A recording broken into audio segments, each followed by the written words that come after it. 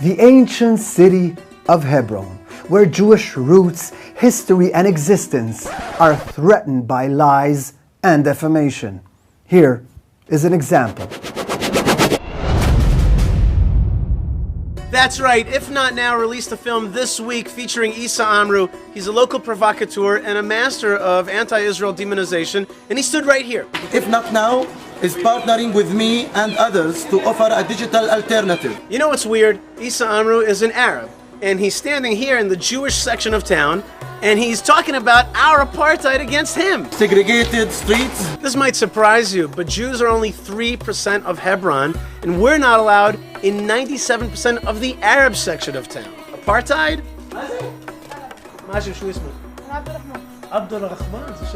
In the last few years, Hebron has become the ground zero of the anti-Israel narrative. So-called human rights organizations bring tourists to Hebron, but they show them a very thin slice of life here. Their goal is to demonize Israel and portray it as an apartheid state, make Israel ugly in the eyes of the world. But let me show you around.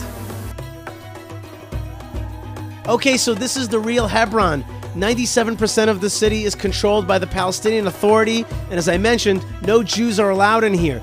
Arab Hebron is the richest of the Arab cities in Judea and Samaria, the so-called West Bank. 40% of the PA's economy is produced in this city alone.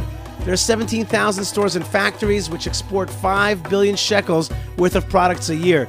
There are 4 hospitals, 3 universities, and an indoor basketball stadium that seats 4,000.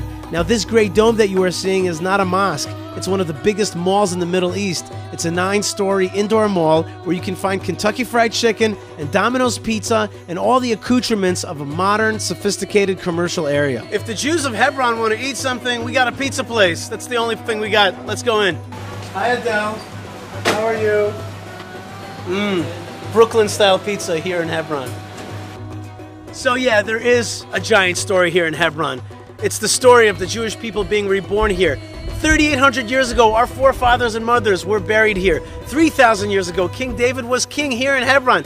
And we've had Jewish continuity throughout all those centuries, and we are reborn now here. So if there is one thing that I do agree with If Not Now and Issa Amru is, come visit Hebron.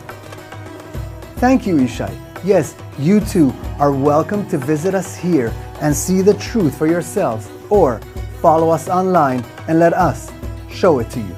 I was attacked by the Israeli settlers many times here.